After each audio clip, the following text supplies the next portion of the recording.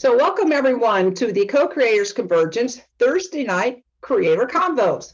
I'm Noelle Marshall, and in the background here is Bob Warner, and together we call ourselves Light Partners, and we are the stewards of the Co-Creators Convergence.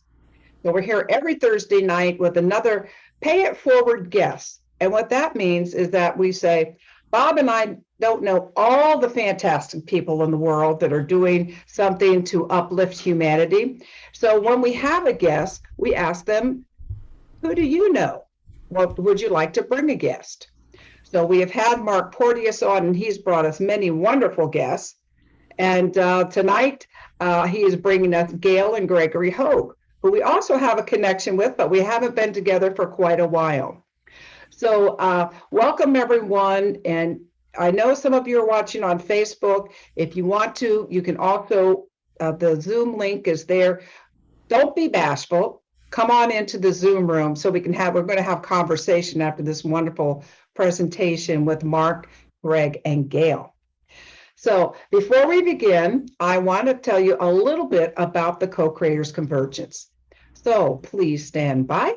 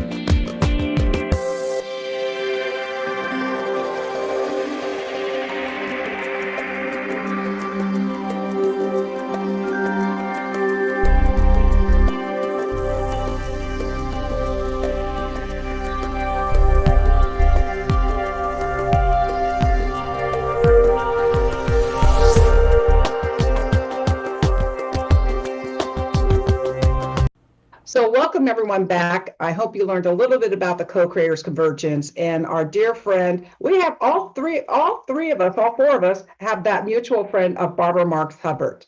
And in fact, we'll learn a little bit more about Gail and Gregory have a very unique connection to Barbara Marx Hubbard that I'm sure they'll share with us in just a little bit. So I want to introduce my dear friend, Mark Porteous. And speaking of Barbara Marx Hubbard, I would never have met Mark if it hadn't been for the birth 2012, when Barbara decided that December 22nd, 2012 was day one of the new humanity. And for a whole year, she and Stephen Dinan of the Shift Network got people ready for that great celebration, which occurred one day after the Mayan calendar and all humanity was supposed to end. So Barbara said, let's make December 22nd, day one of the new humanity. So during that time, I met Mark Porteous, who was also doing a birth 2012 celebration. And it's been off to the races ever since. We've been very closely tied together all these years. So I'm thrilled to have Mark. And Mark, I know you won't do a lot of self-plugging, so I'm going to help you out here. You can go to learn more about Mark by going to markporteous.com. But the real deal that's coming up is on his Facebook, on his website called soulaffiliatealliance.com. And they're going to have a gathering February 9 through the 11th. And I believe that's in Florida.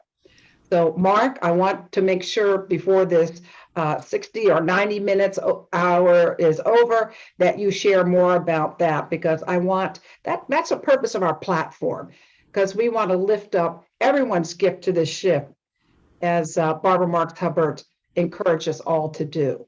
So I guess our gift is offering this platform, and I hope everyone who's listening enjoys this presentation, and we are going to have conversation. So without any further ado, I'm going to turn it over to you, my dear friend. Thank you so much, Noel, and thank you, Bob, there in the background. I appreciate both of you so much, and yeah, what a wild journey it's been. I was writing that down. December is going to be our 10-year anniversary of birth 2012, and for any of you who might be familiar with the shift and all of that was going on, that this is something that was predicted, for as a 2,600-year cycle, and we're going to be talking all about numbers and. Greg could take us way down the rabbit hole on that. There's so much fun stuff to be talking about. But this idea of the 10-year anniversary, and I feel like, wow, all the things that have changed, and that this is an audience of Barbara Marx Hubbard's community is so perfect because Gail and Gregory know Barbara Marx Hubbard in a way that very few people on the planet do. So I'm going to start off with a little formal introduction. Greg Hoag, scientist and leading expert on sacred geometry, along with Gail Hoag, artist, health consultant, founded Metaforms over 37 years ago. And they create energetic technologies and share knowledge that supports people to evolve into higher awareness with source and heart consciousness. Gail and Gregory are recognized as leading experts on sacred geometry technologies and for improving health, raising consciousness, reducing stress, manifesting purpose, and clearing electromagnetic interference. The Hoags are gifted intuitives living in Colorado, where they have developed energetic chambers and geometric grids to positively affect humanity and the world. And I am super excited to be speaking with Gail and Greg on so many different pieces. They're a part of my MetaMind community. They came live through my dear friends, the ones I met through Bob and Noel, Marion and Glenn Head. And it just, again, has been absolute kismet and such deep alignment with my mission to reawaken heaven on earth, to shift human consciousness from our current state of fear and the illusion of separation to our natural state of love and deep connection. And that's what Gail and Gregory have been doing, I think, longer than I've been alive. At least 40 years. Have you been doing it since you were like 12? I guess. Yeah, 37 That's sounds sweet. young, huh? Thank you. 37 years you guys have been doing this. Is that right? 37, yeah. Yeah. 37 Well, years. we've been married for 37 years, and when we met, we knew we had a mission together. So we actually started our work before we married, which came very quickly after that. But we knew marriage, it was the kind of thing where we felt the energy synchronizing. We felt our energies just going into another level when we were together. And consequently, um, I I'd never been married before. I was 38, and I said, we need to get married because that's where the energy is. And so we did, and and right away, the week after we got married, we moved in with Glenn and Marion. So we were living together, and then we rented another house together, and then we bought a house and we're living together. And that's when Barbara came in and said, you guys are doing what I'm always talking about. I want to live with you too. So we formed a household, and well, it was something, because that was before Barbara was really out there. And we'd go to a speaker's program or something, and she'd be, I should be up there. And soon she was. And it was exciting to see her blossom. I've always And wondered, and maybe you can tell me, do you have an idea, time frame of when that was? Like when did she join the commune of the four of you? oh boy, well, let's see. Is it the That had to 80s? be, no, It that was in the was early 90s. early 90s, Okay. about Oh, 90. you know what? It was before Michael was born. Michael was born in 1990, I believe. It was So before Michael, it but was, she but was, she was there. So it Yeah. was like in the late 80s, I believe. and Michael was Marion's son, who we all got to raise.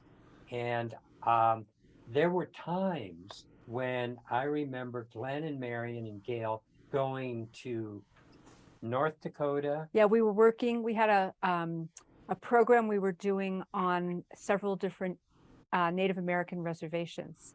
And so we all took off and left Gregory with 2 or Michael. 3-year-old Michael. Well, he was, So yeah, he was about 3 three or or 4, four 3 or by 4. that time. Yeah. And this is all Because incredibly Michael relevant was- because, again, this is talking about the real integration of life. Like, one, how your work and your message evolved parallel to what Barbara Marx Hubbard was doing, and how it, they complement each other so much. Go ahead, Gail. Absolutely. And I'm gonna bring in another piece. Okay. You may not know this one, Mark. Okay, so we were actually, one of the ways that I started interacting with Barbara, Greg and I started interacting with Barbara, was we were doing some work with Jose Arguelles. You remember who Jose Arguelles? He was the one who was behind harmonic convergence. He was putting all this information out. And he was in Boulder, Colorado. We were in Boulder, Colorado. And, it all made sense to us, particularly with all the geometries and all of that.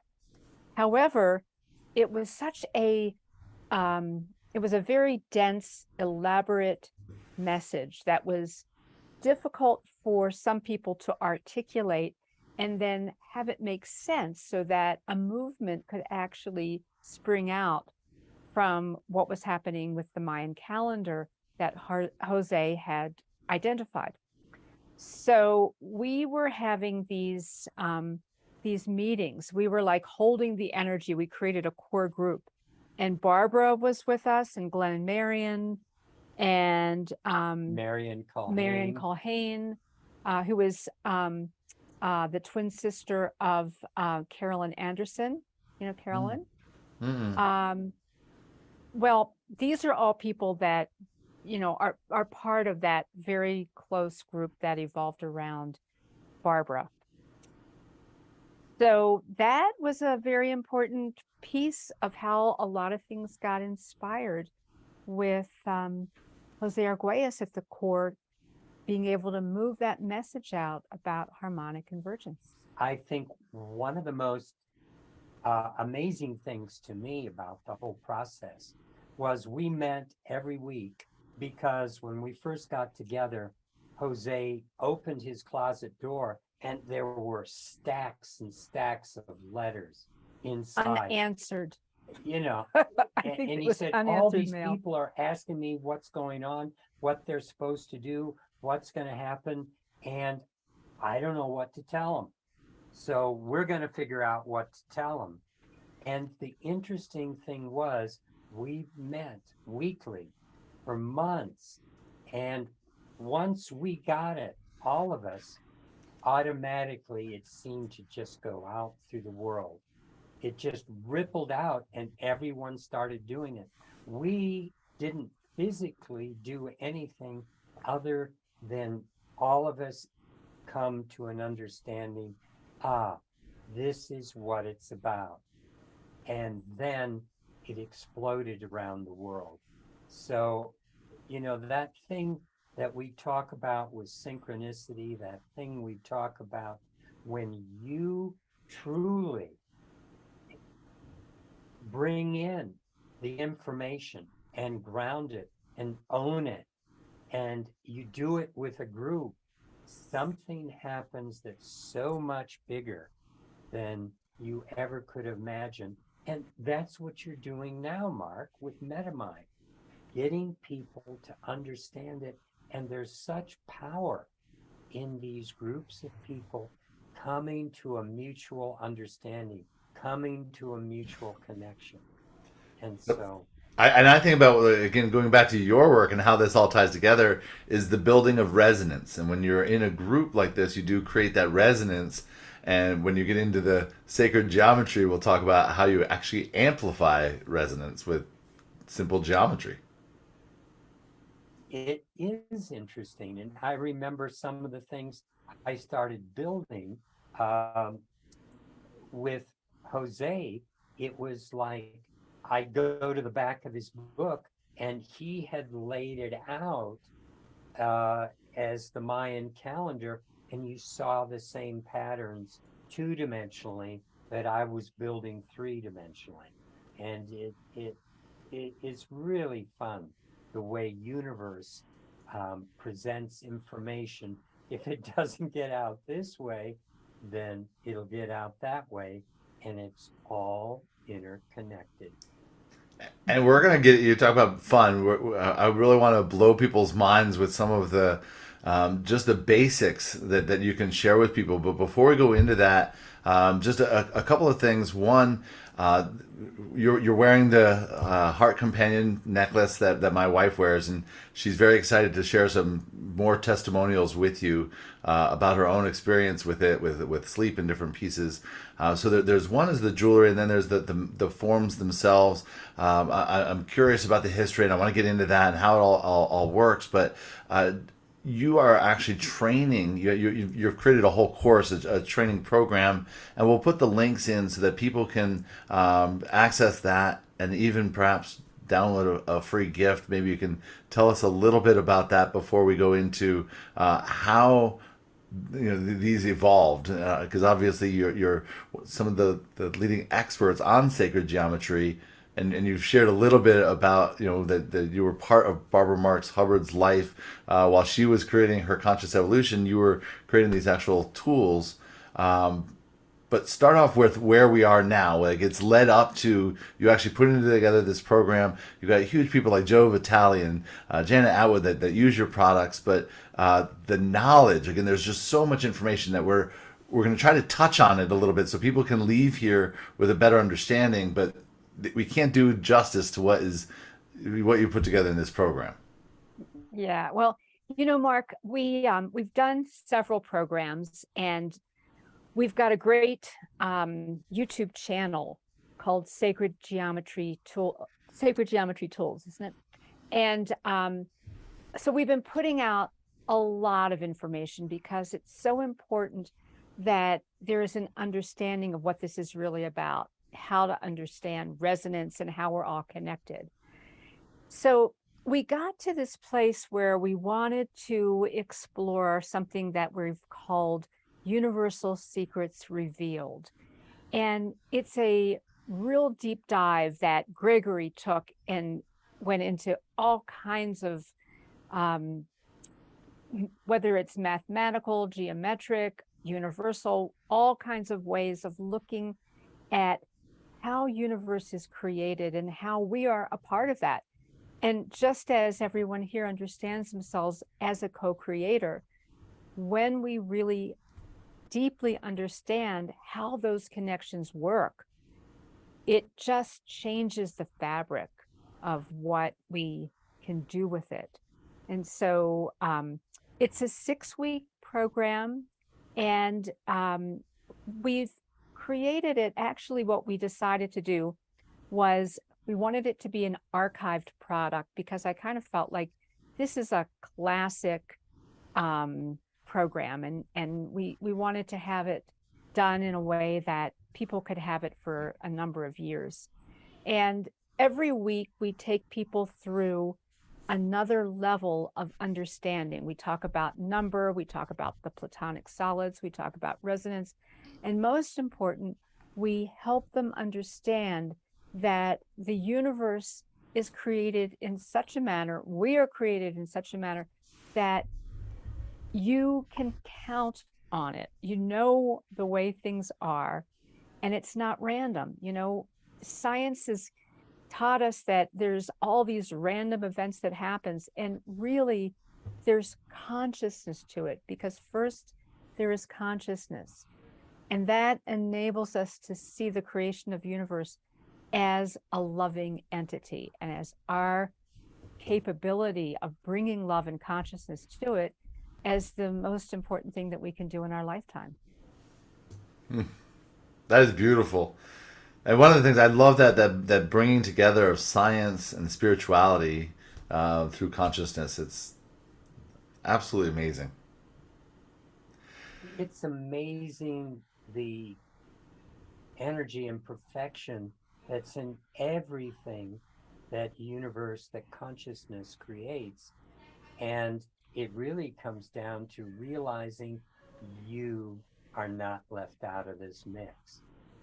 It's like, oh my God, the amount of energy and love and perfection that goes into every being in existence. And if we start to realize, oh my God, if universe is doing this with the sun, the moon, the stars, and each one of us in our uniqueness is part of that dance, then it's about rising to our potential. And that's what Barbara was always talking about. We all have that potential to be superhuman, part of the advanced level of human being that is incorporating that higher consciousness in our lives. And I mentioned in the introduction some of the different things that you can actually use sacred geometry to help improve health, raising consciousness, reducing stress, manifesting purpose. You know, obviously that's where I get really excited, and literally clearing electromagnetic interference. People talk about this all the time, EMF, and the big worries about it, and we realize we're not going to be able to stop 5G. That's not going to happen. And instead, you have another solution about being able to use these tools. And I'm ready to go down the rabbit hole and have you kind of open up this universe to us of just, again, the very basics of understanding when people put together like how all of these things are connected. I know you've got a fantastic video that is like an introduction thing that you've done before. I'm not asking you to play that now, I'm not putting you on the spot, but part of your training program, you have this whole program. I'm wondering if you can kind of help somebody who may not be familiar with sacred geometry, understanding how, because you keep talking about the universe and how these things are all related. And a lot of times people will come into a class like this and they can get really blown, like without blowing our minds completely out, like how can we really get a good idea of what you do with sacred geometry and how it all relates? We found out just as we were getting on tonight that, oh yeah, we'd be open to having you do a slideshow. So I rearranged some slides as we were waiting to get started. And so I have a slideshow put together, and we can just see how it goes. And anytime you want to break and ask questions or come back, we can, let's Perfect. just take it. Okay, Okay, well, so we do it? I guess. There we go. Come on. We see it. All right. So we're going to start out talking about the fact that 99.9999% of everything is pure energy. And that means that the stuff you bump into, the stuff that you see every day and interact with, that's only 0.0000001% of what exists. And this small, tiny fraction of existence depends totally on the energy that created it, the energy that's supporting it, and the patterns that that energy templates. It's what precedes what we physically work with. And those divine patterns are what we call sacred geometry. So, sacred geometry, it's a universal language. That means it's consistent throughout the entire universe. I could go to the other side of the universe and communicate with another race of beings with these same principles, these same numbers and patterns that we see around us, that you're so familiar with in seeing the spirals of nature that follow very particular logarithmic spirals. And so you'll find this even at the level of atoms and molecules, DNA, our entire structure. And these are images of DNA that you're seeing. The planets, the moon, and the stars all follow particular geometric patterns, numbers, and sequences. So the 5 platonic solids are a particular group of only 5 solids that all have certain things in common. They all have an equal number of, well, they all have faces that are the same, either triangular, square, or pentagonal. And each face is the same on a particular solid. And they are the tetrahedron, the octahedron, the hexahedron cube, the icosahedron, the dodecahedron. And they all have the same angles and they share edges that are also the same. Only 5 solids fit this description, and they are named after the Greek philosopher Plato, because he used them in his Timaeus as describing how everything works in creation, and they were considered the building blocks of creation. However, they were known long before Plato, and Pythagoras used them. There were images that were found that were made out of stone over 10,000 years old. So the question is really, how old are they? Well, here's something that's very interesting. If you take the number of degrees on the surface of each of these forms, like a tetrahedron adds up to 720, octahedron 1440, etc. All of that, 8,640 degrees. If you multiply that by 100 and change it into miles, you get the diameter of the sun. Now, if you take a different group, a tetrahedron, an octahedron, a cube, and an icosahedron, all of those add up to 7,920, convert it to miles, and you get the diameter of the Earth. The cube itself has 2,160, which is the exact diameter of the moon. 99.99% accurate. And for the Earth, if you squish it into the ideal perfect sphere, that's when you get 7,920 exactly. So really, this is starting to beg the question that the platonic solids really existed before the sun, the moon, the earth, this creation.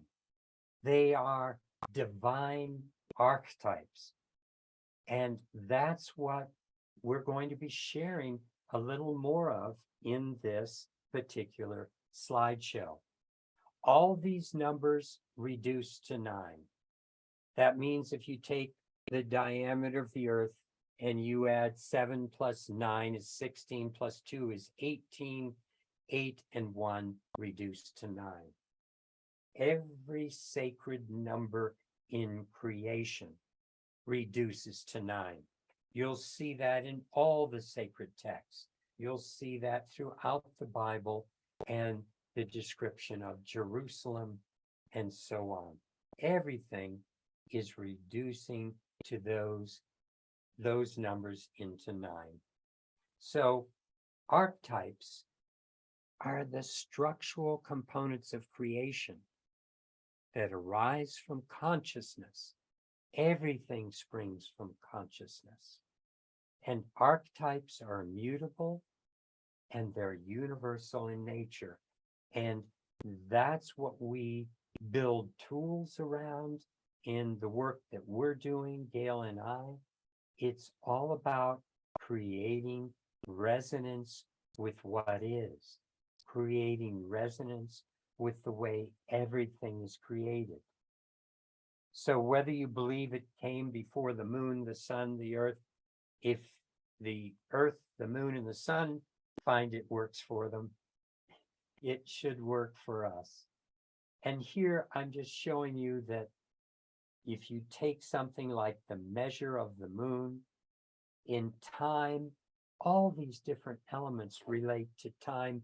Like in this sense, the great year of 25,920 years, which is a cycle that the earth goes through every 25,920 years, we divide that into 12 zodiacal signs, and each one is considered an age. One of those ages is equal to the diameter of the moon, and in space, for geometry, it's equal to a cube. So again, creating relationships, creating resonance. Resonance in time, resonance in space, and resonance in measure. So things like a mile, even though it was named after something the Romans did, it existed as a measure long before we started using it. So here I'm going to take the moon and add it into the earth. So the diameter of both of those together equals 10,080 miles. So I can turn that into a geometry. And in this case, this is something we call the sphere of health. It's a spherical representation of 6 bands forming a geometry that has exactly 10,080 degrees. And for time, if you take a week as a sacred number, and that times the number of hours times 60 minutes gives you 10,080 minutes. And I could create relationships like this for hours and hours and hours. It exists throughout creation. Everything starts relating through resonance, like a C tuning fork resonating with a C tone. Minutes, time, hours, miles, geometry, degrees, they all start creating resonance together. So our job is to create resonance with the creation that already exists.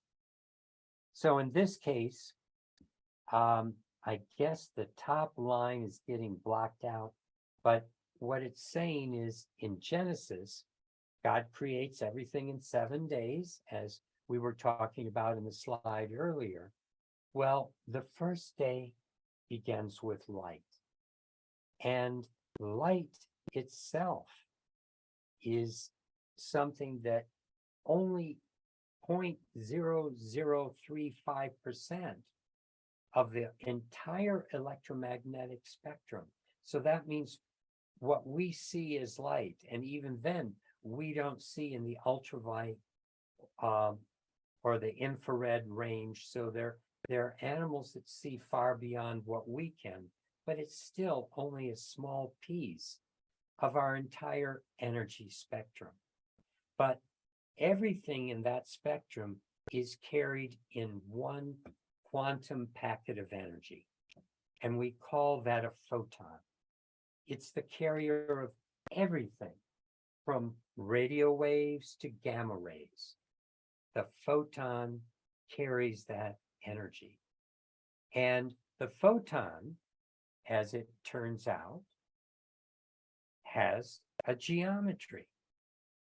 A couple of Polish scientists only a few years ago created an image of a single photon. And it was brought to my attention by a man, David Wilcock, that this geometry is the star tetrahedron. And that's the foundation particle of an entire fractal universe. It starts with this geometry. It starts with light. And it's the carrier of anything, all the energy in the physical dimension. So if we take that photon, and you can see how we divided it into 8 little pyramids that sit on these 8 corners.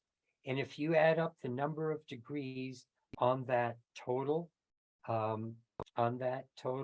star tetrahedron, you get 4,320 degrees. And as it turns out, the sun's diameter, when you cut it in half and get the radius, that's 432,000 miles.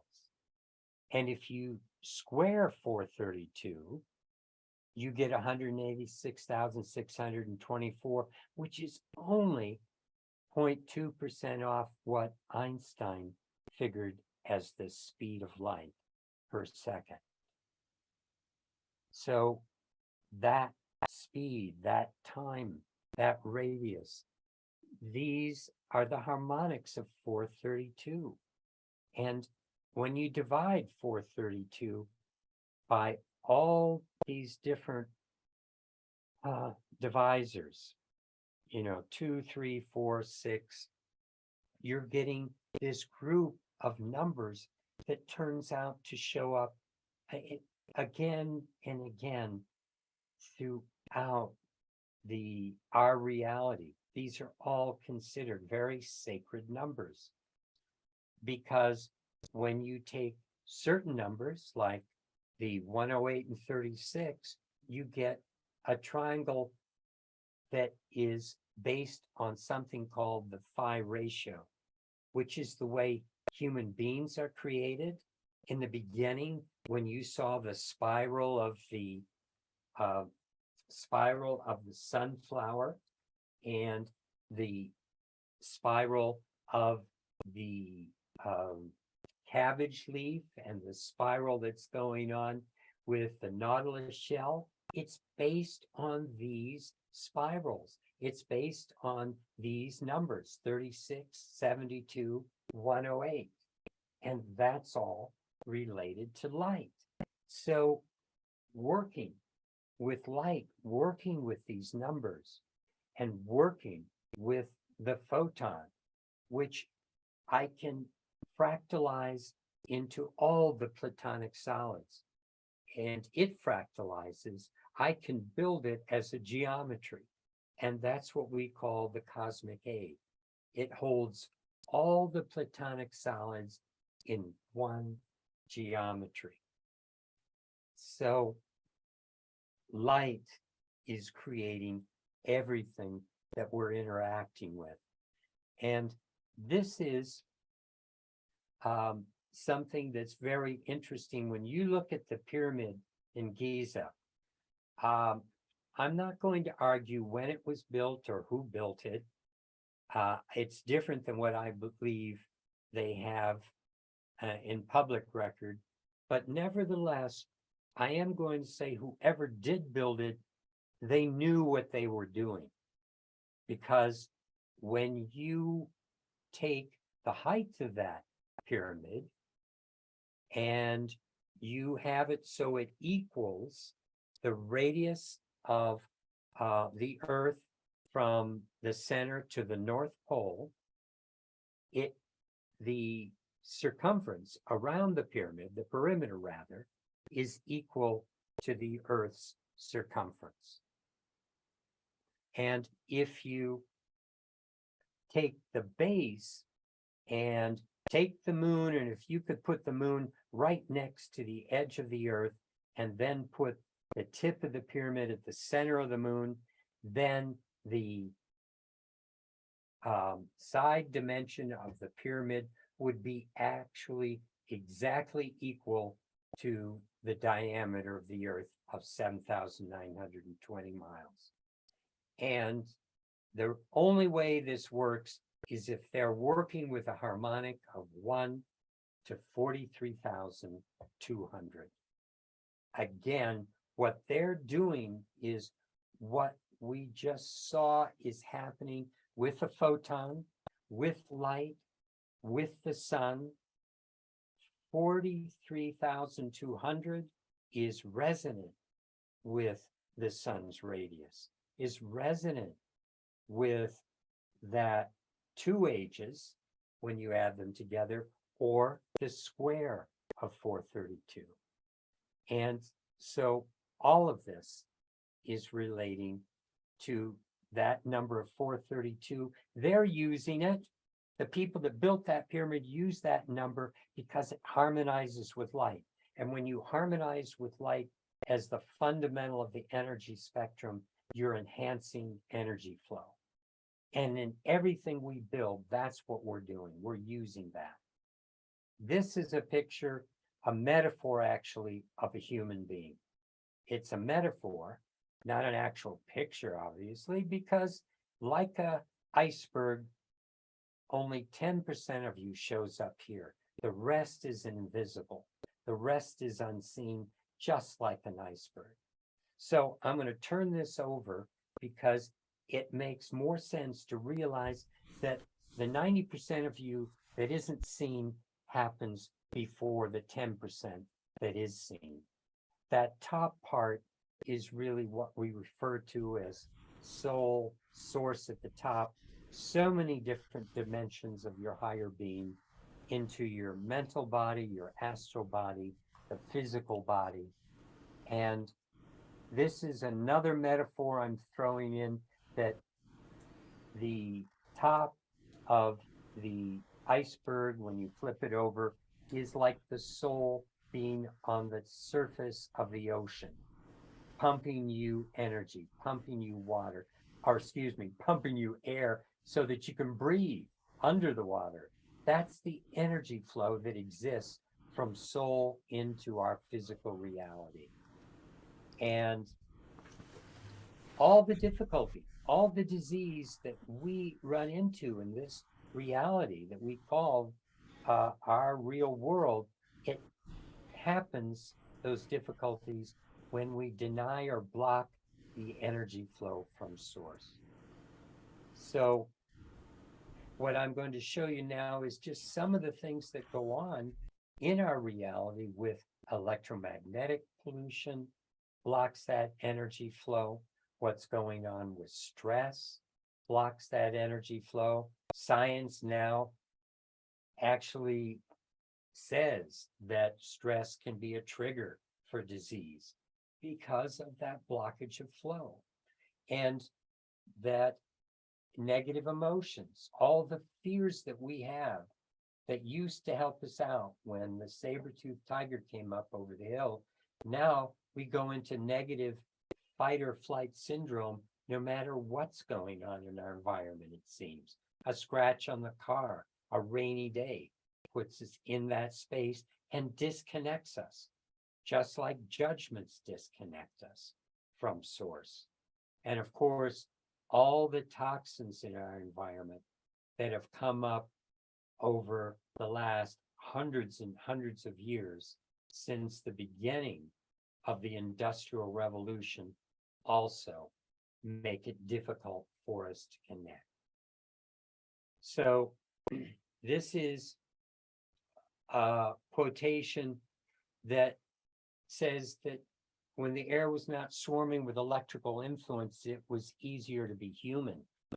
And maybe you thought I pulled this from some blog on the internet or something, but actually this was shared over 100 years ago by Rudolf Steiner. And he shared this only 25 years after Nikola Tesla lit up the World's Fair. So there wasn't much going on in the electromagnetic spectrum. Think how much it's filled up with the radio waves, the X-rays, the television waves, everything that's gone into our environment since then. And he said it was difficult a century before that. And he was referring to the Industrial Revolution, when we started going down this path that has so many difficulties in it with the way we've approached the evolution of our technology. These are the tools. When you mentioned, Mark, that Renee, your wife, was wearing a pendant, we were wearing pendants. Barbara had an eye connect. She did. And she passed before we were making these pendants last year or a couple years ago. But there are so many things inside these pendants. That's a whole list underneath. I'm not going to go through all of that right now, but because I just want to kind of move through this. But inside we have even more than this right now. We have added about 5 more antenna systems, but we have a 14 mineral and crystal mix where I work with all types of minerals and crystals, and it takes me days to crush them and work with intent and work with the energy, and it all goes into that little pile over there on the right. And underneath the coil on the right, there's this little oscillating crystal. So that's vibrating at a certain rate all the time and pumping it through some of the geometries that are inside. These are some of the things I put in there. Some of them are rare earth elements like gallium nitride and molybdenum.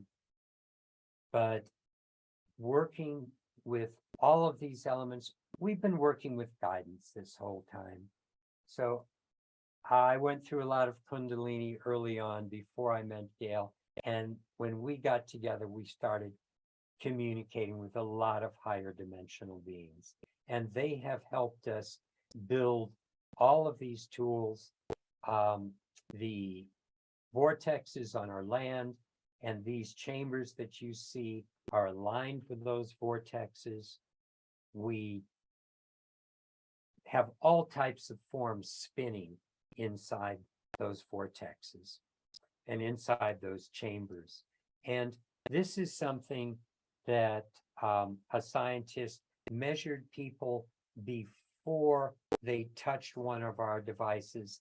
And in this case, you could see that many of the internal organs are underactive. That's what the red zone is all about. And just hanging on to one of our tools that I showed you for just 5 minutes, everything comes into balance into the green zone. And in this case, we see a lot of breakages in the outer energy field, and 5 minutes of holding on to one of our forms. And this was done as a blind test. They had no idea what they were holding on to in a little bag. But in the areas where there was weakness, after holding on to it, not only did the whole thing fill in, but in those areas, it got even stronger. So this was done for us by all these tests and a lot of things over time by Dr. Lisa Tully, who said that she saw remarkable changes happen when people worked with these tools, and she saw shifts in their health as well as in their consciousness, their vitality, their intuition, and so on. So there you go. I kind of tried to get through that. It was awesome, and I love that presentation. I'm so amazed that you were able to get through all of that content, and it may have felt again like a fire hose. I get so excited when I see the numbers and how everything fits together. And then you did a great job of bringing it back to like, how is that tangible? How does that relate to our lives? How does that relate to raising consciousness? So thank you both for all the work that you've done to get to this point. Real quick, you were talking about showing the necklace. Renee wears one every night to bed, and she has a very strict rule about not wearing jewelry to bed. But she wore it to bed and had this great sleep, and then didn't, and then hasn't stopped wearing it for at least 3 weeks to bed, just because she has a sometimes a challenge sleeping and hasn't every night that she wears it. So Oh, that's wonderful. Sleep is so important. It's so, it's what we need to rejuvenate ourselves. So that's beautiful. I'm glad to hear that, Mark. Does one of the things she realized was that she had put it on backwards one night and had crazy dreams. So she switched it around back the other way. She wears it one way during the day and one way at night. Oh, that's great. That's great. Well, one of the things that we've learned over these years is that we talk about these as antenna systems. And really the way that I look at that is that we need a way to connect to higher consciousness, to connect to all that is, to connect to that love, that co-creative spirit that we are. And when we're using these tools, they're anchoring in that energy. They're helping us to bring them into our bodies, our lives, our relationships, all kinds of things. And we are living in a three-dimensional world.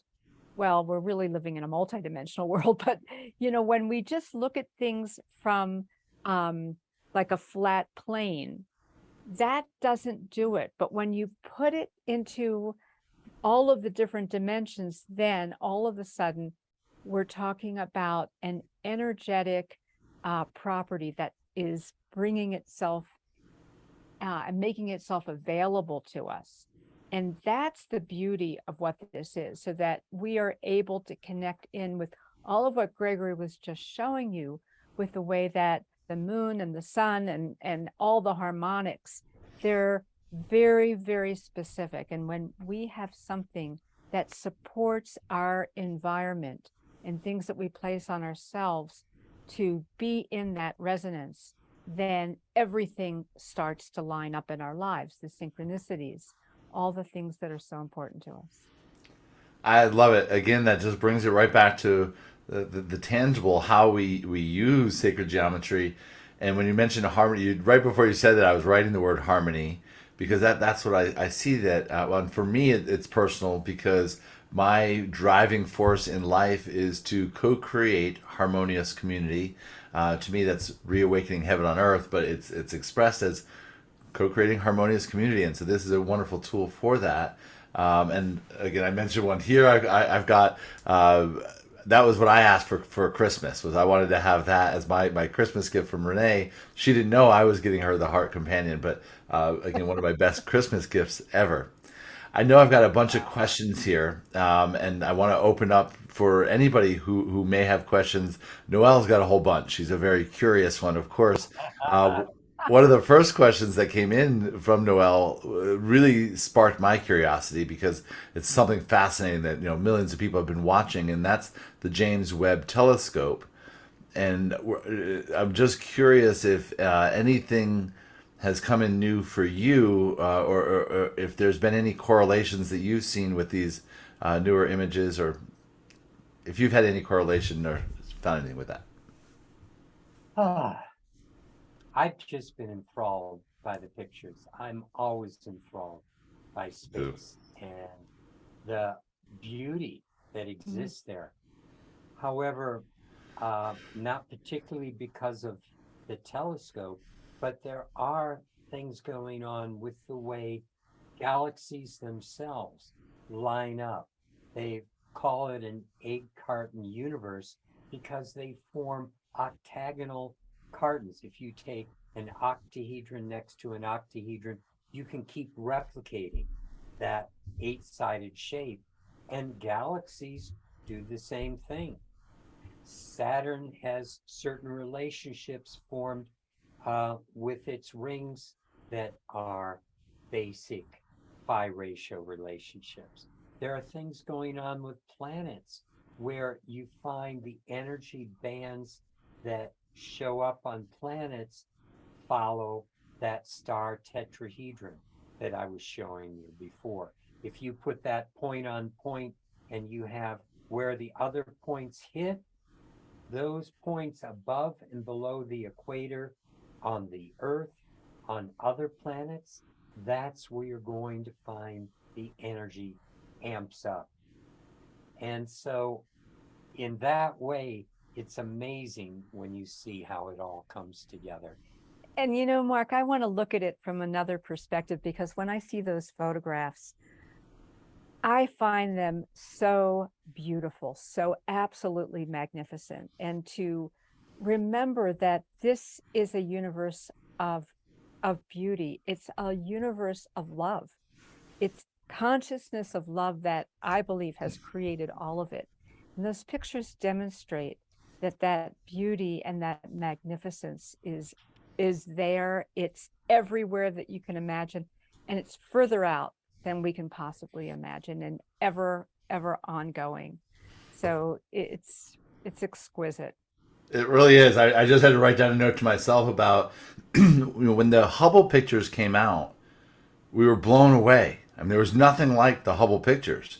To know how far the universe went, and when you compare the Hubble pictures and the clarity and the focus and how much further we can take a picture to 13 billion years ago, it is absolutely amazing. And that comparison of the microcosm to the macrocosm, going back to this idea that all of that is made from the exact same particles that you showed at the beginning of this with those different shapes. It's just mind blowing the way that the science and the spirituality and all of it come together. Totally. Yeah. Absolutely. And, the thing to realize is where we fit into all of this. And that what I was trying to show very briefly, talking about where technology has gone, it's creating so many things that take us out of harmonious resonance. But like a C tuning fork, if you start playing a C tone, that tuning fork is going to start vibrating. And by working with those geometries like this in our environment or on our body starts vibrating with those universal principles, which opens us up because we're universal beings. It's like, okay, here's the playing field. You've just had it open to you, and you can totally jump into it when you have that support system on or around your body. So hopefully, as we move into the future of technology, we start bringing these principles into all the things that we make so that we won't be out of step. We may be in an electric car, but we won't be circumscribed by the electricity within that car. We'll use it only as the tool and be able to fly much further than the energetic field that that car sets up, if that starts to make sense. Yeah, absolutely. And again, that's one of those other great things about the sacred geometry is Gail was talking about this, creating that synergy and the synchronicities and being able to create greater flow. So I love the tools. I have a couple questions. You were just talking about harmony, so that's a perfect segue into one of Noel's questions. I'm going to read the questions backwards because the first one was, do these relationships also show up in music? Harmonies, question mark. And of course they do. I'll let you answer that, but that's a very cool comparison, music and those numbers. But that goes in juxtaposition to her first question, which is there anything that doesn't fit into this formula? Specifically, are there any specifics that don't fit into the numbers? Disharmony. Disharmony doesn't fit. Chaos. It's like, that's it. There's so much that we figure we can build a building however we want. We can do it, so we do it. But we aren't considering the harmonics of the rooms and the way they're shaped and so forth. So, as far as the first question on music, when you start working with concert pitch, right now it's 440 hertz. And there are a lot of people out there that are saying we should be tuned to 432. And that's what I was showing you, the the power of 432 as far as the relationship of the photon, the relationship of the sun that created that photon, the speed of that photon in light, that's 432. So if this is how universe is doing it, when we create our music and set up our whole pitch with 432 as middle A, then all the other all the other notes become whole numbers. In 440, there's only two, A and B, A sharp and B, that are whole numbers, and they aren't significant.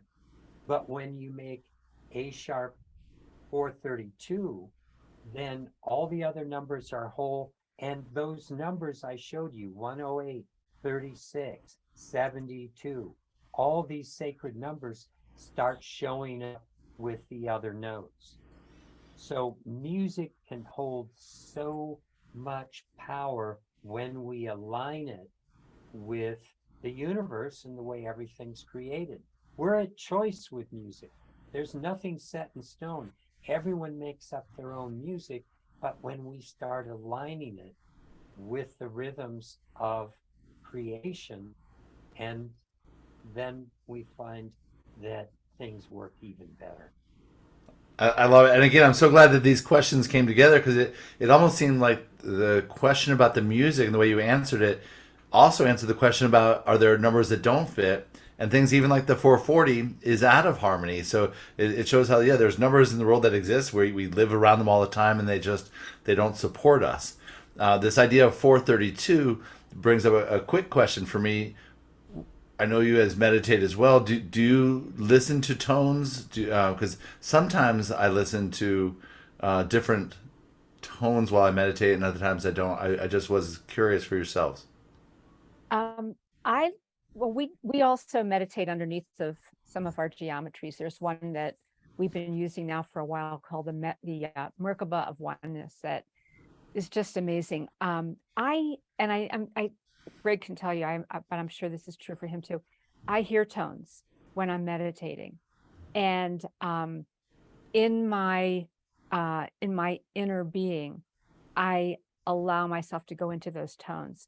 So I don't usually like to listen to a meditation that has tones because I feel like it's Influencing you. sort of it's kind of programming me rather than just allowing. And yet I know that some of those tones are really helpful for people to get into a deeper state. And the geometries take you into such I believe, a really joyful state that you can go all over the place with them if you just allow yourself to play with them and just be with that experience. Me too. I hear so much music inside. I sometimes don't like it outside. Um, the crickets and frogs and all the nature sounds, they don't pass with summer. They stay with me all year round. And so that's what's going on inside. And there's light inside. There's so much to watch, so much energy going on inside. And when you have some of these forms to meditate under, like we have it only about 6 inches above our head, that's when I feel that energy. And it's very easy to meditate because I just follow the energy and let my breath go into that energy. And it's beautiful to be in a physical body and be able to expand to a universal field understanding. Beautiful. Well, I see that Noelle is back on camera. I also see. I want to say hello to Shelly. It's so wonderful to see you, Shelly. Maureen Whitehouse is here. I'm going to be interviewing Maureen next week on the call. So if other people have questions, I do want to open it up to that. I also want to. We'll add in a link. I think you. Do you want to tell us a little bit, because you do have a free downloadable? Is that still something that we could put in here? I just wanted to. Or, Well, do you want me to put the Well, let's see. we can add that later on too. I just Okay, wasn't let's, sure. yeah, I'm not sure what link you have, and I don't want to make a mistake, but that has our website address. That's to it, perfect. so that you can take a look there. And there is this class that we were referring to before, Universal Secrets Revealed. If you go to that website, iconnecttoall.com, and then you put in /secrets, you can learn more about that program. And you can also get some free meditations that we're giving along with that. Perfect. Beautiful, beautiful. Again, so much work that's gone into this and so many years of it, having it refined down to that presentation. Kudos to both of you. Love the visuals. Great job of presenting it to where I could digest it. I've seen it 3 times now, and I still get fascinated each time. Well, I keep throwing in different slides. Well, I just want to jump in here. Jump, Noelle. Okay, jump. For Patricia Wagner in Ocala, Florida. How does the heart companion affect sleep? Well, Mark, you were just talking about that with your wife and how it's really affecting her. I, for a long time, would put it, I don't like to have something around my neck, but you can put it under your pillow. And I have done that for many, many years too, to put that underneath the pillow, which helps to just deepen the sleep experience. So, everybody's different, we're all sensitive to different things, but I loved what Mark was talking about with Renee, that she's having the quality of sleep right now that is really important for her. And maybe you can also explain too why it has a different effect on her, both in her waking hours and her sleeping hours, especially depending on what direction it faces. Okay, these pendants have 2 sides, and the reason is one side moves your energy field down. Like we're like a big donut. We're like a whole series of donuts. And the energy is either going down like this and around, or it's going up. And the pendant changes the direction of your energy flow. And when it's going down, it's very connecting into the earth, very, very relaxing. And when you flip it over, then the energy starts flowing up, and it is very mentally activating. It's very focusing. So you shift the energy. That's why I like to think of putting it under the pillow works better, or in the pillowcase so you don't lose it. And then you can control the direction toward your body. If you wear it, it could flip either way. And there are people that will wear it at night so some people can consciously set up the dreams they want to have, and then work out issues during their dream state with the pendants. Or sometimes it can get into very outrageous dreams. I have a different type of a dream state because I started meditating in my dreams, about 50 years ago. And after I started doing that, I never had a bad dream again. So nothing ever goes on, except I just like travelogues and things in my dreams. I go places. But I know Renee naturally does that, figuring things out in her brain during her dreams. So flipping it over and being able to ground and not have all of that going on is what she loves. yeah, Yeah. just to relax. And to be able to integrate, I think that's one of the things that our tools help people integrate the energies that are coming in, because that takes a lot of work to be able to assimilate all of this and allow ourselves to work with it so that it can get to whatever level is appropriate for us. And yeah, the pendant's pretty amazing on that line.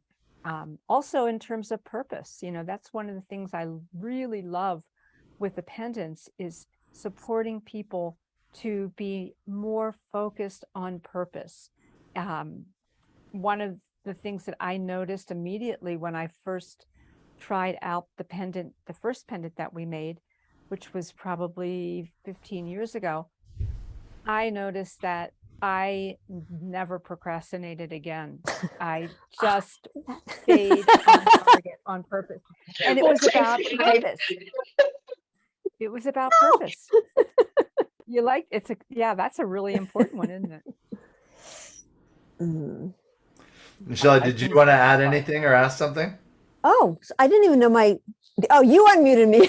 I'm just like, I don't think so. I don't think we can. oh, I didn't know. No, I don't know how it got- Okay, well, I guess, well, first of all, I just want to say hello, and it's a tremendous joy to be here. And I'm really sorry that I was late, because my work is all about working on the heart, home, and habitat.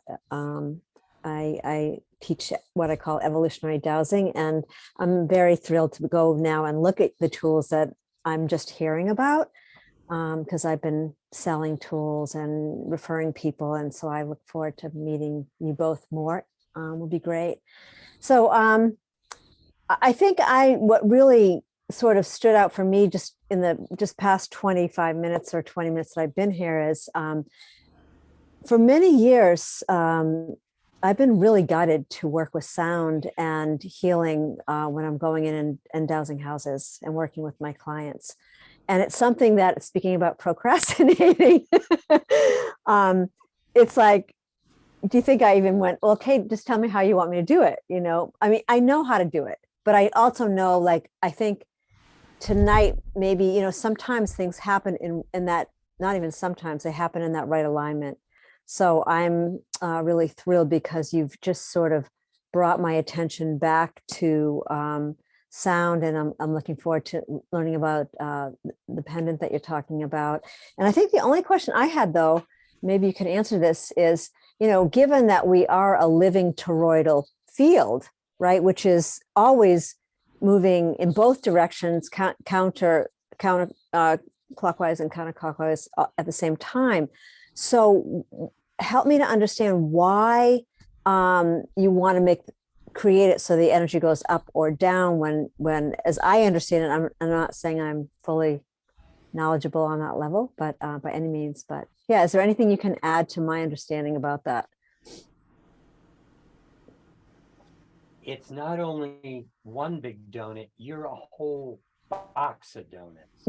I mean, seriously, all the major chakras, all the minor chakras, the way energy moves is like this: in, and then it comes out the other side, and then it wraps around. So you're all full of these energy fields.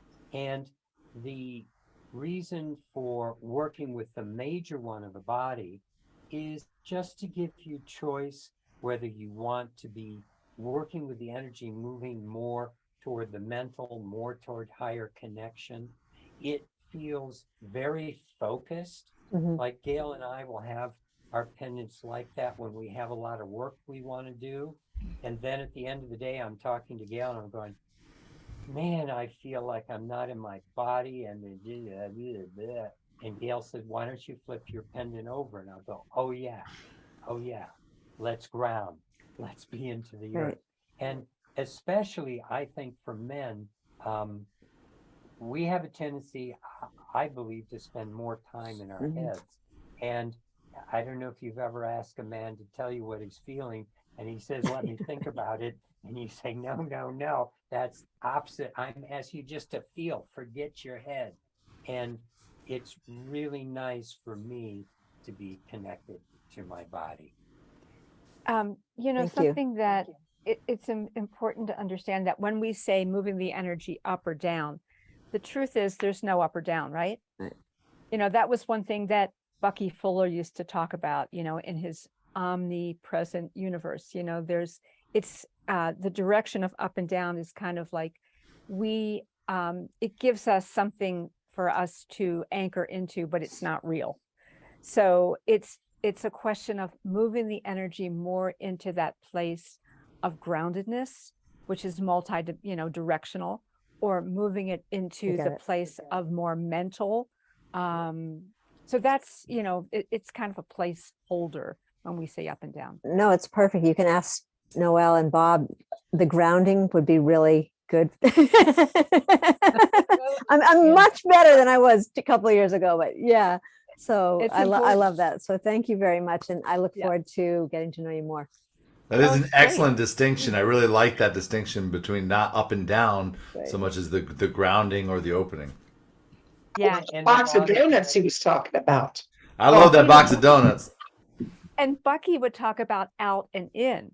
When you talk about yourself in relationship to universe, it's like out and in, or the breath out and in rather than up and down. So, just those are better ways of describing it, really. One's more expansive, one is more consolidating. So, thinking of it, because we're all total complete systems. So it's expanding the system, moving out, or consolidating it and moving it in. And I think one of the things people talk about when they have these pendants is how protected they feel. It's like not protection in the sense of building a wall around yourself, but your energy field starts vibrating at a level where then it's more difficult for the EMFs to penetrate. It's more difficult for the germs to penetrate. They all have purpose. Bacteria has purpose, and let it break down what is no longer of value. But if you value your body and your life, keep the vibrational level higher than those elements that want to tear it apart. I'm feeling like I'm ready for some grounding. I feel like I need to go back and put this in slow-mo so I can start to grasp it. It was just a beautiful, beautiful presentation. And, we just had our CCC at Convergence once a year. We get together. We had it at White Eagle Lodge, and we missed a few people there, Shelley and Mark and Gail and Greg. But everything, they said, what's the one thing that you like the most about the Convergence? And everyone said the synchronicities were off the chart. And so now to come onto this call and you're talking about the synchronicities, I mean, it was really, I won't go into do that story, but it blew a lot of minds. I do want to set up a call just to hear all about it. Okay. Yeah, we're going to be November 3rd, we're going to do a CCC call. So anybody who would like to join, and I'm telling you, they will blow your mind. So kind of a reunion. Here's the thing. Synchronicity is normal. It is a reflection that we are in the flow, that we're really being fully present. That's the way energy flows. I mean, when you look you were asking about the pictures on the new telescope, and it shows you this extraordinary, amazing universe. That's what's natural. We've got to expand our ability to put our arms around it, to recognize it, and to be it, as co-creators, to be it. And that's why we're so excited about these geometries, because they help people to be who they really are, instead of, most of us are raised in square boxes, and going to work in a square box, doing things, that take us away from nature, that opens our whole being to breathe fully and have our intuition, just skyrocket. That's natural. So that's really what we're after, is getting back into that natural flow, that Well, synchronicity. I think we're getting back to the garden. That's what the original plan was. But Yes. Yeah. I would like to Yeah. learn. I got one. To us. Say what, Greg?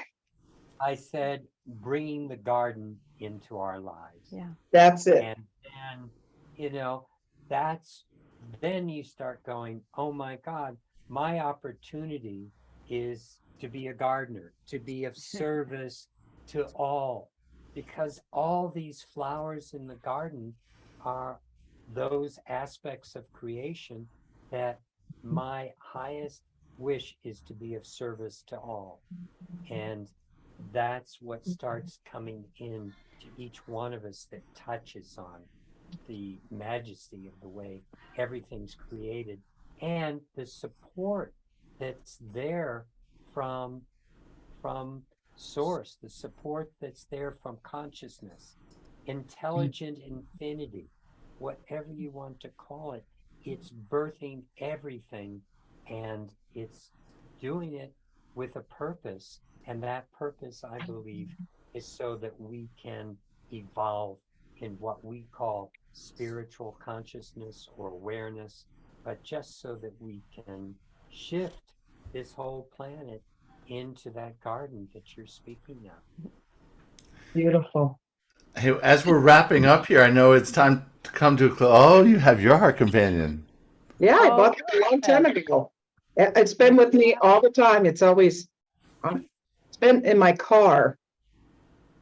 Now I'm going to put it under my pillow. Electric car. My electric car. There you go. There you go. And I don't know if Shelley got to hear about the course that you put together. I put that up kind of at the beginning. We talked about it. We have the links in the chat. We'll put that back in there again together. We'll have that on the other pages as well. Yeah, we'd love to connect with you, Shelley. So It'll be fun. Awesome. This has been, yeah, go ahead. Thank you both, Gail and Gregory. I appreciate it. Again, I love what you're bringing to the world, and grateful for our connection. Love you both so much. Look forward to give Marion and Greg a hug for us in Kauai. Greg and Gail and Glenn. Glenn, Glenn, you know how Did I mix them up? people have- that happens all the time. See, that's part of the resonance. It's so much that we Yeah, well, Marion and Glenn, please give them a hug for me. will. Yeah. We will from all Thank of you, you. thank you. Me too. I love them. Thank Yeah. you all. Appreciate it. Thank you, Bob and Noel. We appreciate you being the container holders for the CCC. Yeah.